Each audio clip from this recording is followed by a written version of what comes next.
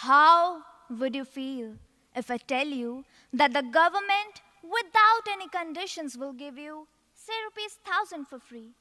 And not just once. The government will give you money every month.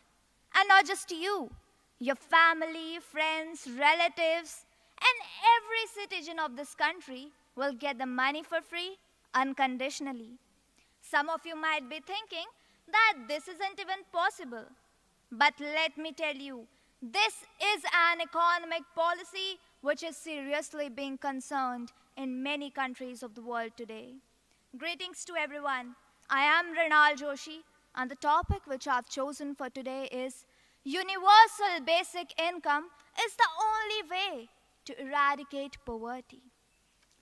India is the cradle of human race, the birthplace of human speech, the mother of history, the grandmother of legend, and the great-grandmother of tradition. But it will be no exaggeration to say that nearly 68.8% of the total Indian population lives on $2 per day. I repeat, only $2 each day. वो राम की खिचड़ी भी खाता है, वो रहीम की खीर भी खाता है.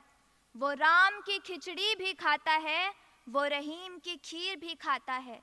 वो भूखा है जनाब, उसे मजहब कहाँ समझ में आता है, कहाँ समझ में आता है.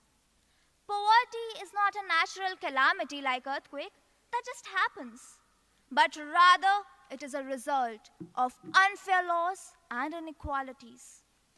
Income actually is a public inheritance that everyone should be entitled to. And this will only be possible when the economic policy called UBI, Universal Basic Income, will be implemented, not just in India, but in every country of the world. Some of you might be thinking that what is the need of the government to distribute money for free?